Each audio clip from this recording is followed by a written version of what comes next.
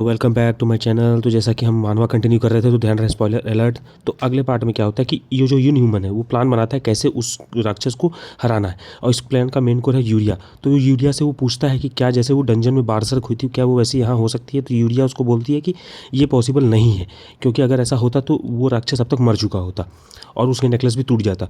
तो अब ये जो ह्यूमन है इस पूरे को देखकर वो एक प्लान बनाता है। उस प्लान को पहला पार्ट जो होता है वो है हैट जो पहना रहता है जो आदमी, उसका काम है चारा बनना और उस राक्षस को एक जगह पे लाना।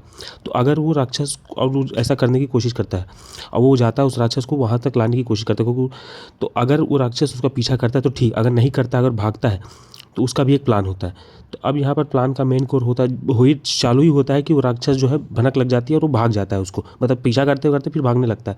तो अब यहाँ से प्लान का सेकंड पार्ट शुरू होता है और वो बाकियों को सिग्नल देता है वो हैट वाला।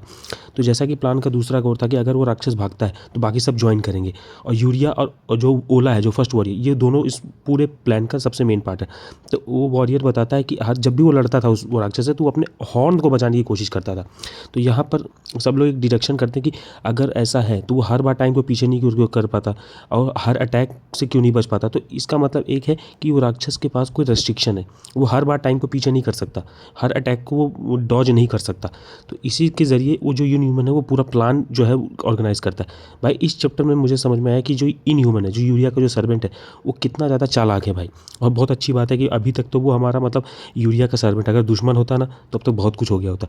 तो अब जो राक्षस भागने की कोशिश कर ही रहा होता है तो प्लान के मुताबिक यूरिया जो है उस पर कूद पड़ती है उसे हरा मारने के लिए, क्योंकि यूरिया ही इस मेन प्लान का कोर था। अब आगे क्या होता है ये जानने के लिए तुम्हें लाइक एंड सब्सक्राइब करना पड़ेगा और शेयर कर दो अपने दोस्तों के साथ जो मानवा पढ़ना चाहते हैं। मिलते हैं अगले वीडियो में फिर।